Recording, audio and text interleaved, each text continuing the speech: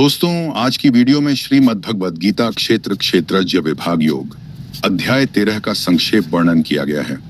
भूमिका: भगवान श्री कृष्ण ने अर्जुन को इस अध्याय में शरीर और आत्मा क्षेत्रज्ञ का गूढ़ ज्ञान प्रदान किया। यह अध्याय अद्वैत वेदांत और सांख्य दर्शन के सिद्धांतों से जुड़ा हुआ है और आत्मा परमात्मा प्रकृति तथा पुरुष के संबंध को स्पष्ट करता है। एक क्षेत्र और क्षेत्रज्ञ का अर्थ, क्षेत्र शरीर का वर्णन।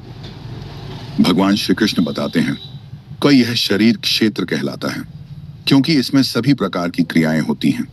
इसमें पंच महाभूत पृथ्वी, जल, अग्नि, वायु, आकाश, अहंकार, बुद्धिमन, 5 ज्ञानेंद्रियां, 5 कर्मेंद्रियां और इन इंद्रियों के विषय शामिल हैं। यह शरीर नश्वर है और जन्म मरण के चक्र में बंधा हुआ है। बी क्षेत्रज्ञ आत्मा का वर्णन। जो इस शरीर को जानता है वह क्षेत्रज्ञ कहलाता है। यह 2 प्रकार का होता है। 1. जीवात्मा, हर शरीर में स्थित आत्मा। 2. परमात्मा, समस्त शरीरों में व्याप्त परमात्मा। भगवान श्री कृष्ण कहते हैं, क्षेत्रज्ञं चापि मां विद्धि सर्व क्षेत्रेषु भारत। हे अर्जुन, तुम मुझे सभी शरीरों में स्थित परम क्षेत्रज्ञ, 2 ज्ञान का स्वरूप। भगवान श्री कृष्ण बताते हैं कि वास्तविक ज्ञान का अर्थ केवल पुस्तकीय ज्ञान नहीं है, बल्कि कुछ विशेष गुणों को अपनाने से होता है। ज्ञान के लक्षण: अहिंसा का त्याग, क्षमा, विनम्रता, इंद्रिय संयम, गुरु भक्ति, जन्म मरण के दुख को समझना, वैराग्य। इस प्रकार के गुण आत्मज्ञान प्राप्ति में सहायक होते हैं। 3. ज्ञेय, जिसे जानना चाहिए। ब्रह्म का स्वरूप, परम ब्रह्म ज्ञेय का स्वरूप। वह अनादि और अनंत है। वह न प्रकाश में आता है और न अंधकार में खोता है। वह सभी प्राणियों के हृदय में स्थित है। वह कर्मों का साक्षी है किंतु स्वयं निष्क्रिय है। वह त्रिगुणों सत्व रज तम से परे है। यो मामेव सम्मूढ़ो जानाति पुरुषोत्तमम स सर्वविद भजति मां सर्वभावेन भारत। जो इस ज्ञान को समझकर मुझे पुरुषोत्तम रूप में जानता है, वह संपूर्ण ज्ञान से युक्त होकर मेरी भक्ति करता है। 4. प्रकृति और पुरुष का भेद। प्रकृति और पुरुष की व्याख्या। प्रकृति माया संपूर्ण भौतिक सृष्टि की जननी। यह समस्त शरीरों और गुणों को उत्पन्न करती है।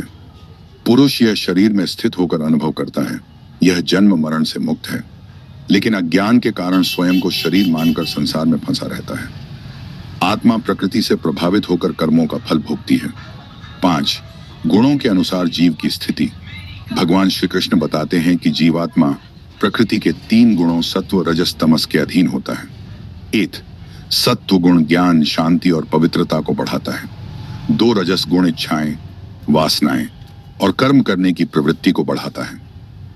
3 तमस गुण अज्ञान, आलस्य और मोह को उत्पन्न करता है। जो इन गुणों को पार कर लेता है वह मोक्ष प्राप्त करता है। भगवान कहते हैं, ध्यान योग अनुगतेन चेतसा परमात्मा मेधया जेया। ध्यान योग के माध्यम से परमात्मा को जाना जा सकता है। निष्कर्ष: अध्याय 13 का सार: फर्स्ट, शरीर नश्वर है पर आत्मा अमर है। 2. आत्मा और परमात्मा को जानना ही सच्चा ज्ञान है। 3. प्रकृति और पुरुष का भेद समझकर मोक्ष प्राप्त किया जा सकता है। 4. गुणों से परे जाकर ध्यान योग और भक्ति से परमात्मा की प्राप्ति होती है। जो इस ज्ञान को समझ लेता है वह जन्म मरण के चक्र से मुक्त हो जाता है और परम सत्य को प्राप्त करता है। महत्व: क्षेत्र क्षेत्रज्ञ विभाग योग अध्यात्म का मूल है। यह अध्याय अद्वैत वेदांत सांख्य दर्शन और भक्ति योग को जोड़ने का कार्य करता है। इसे जानने से व्यक्ति अपने असली स्वरूप को पहचान कर मोक्ष मार्ग पर आगे बढ़ सकता है।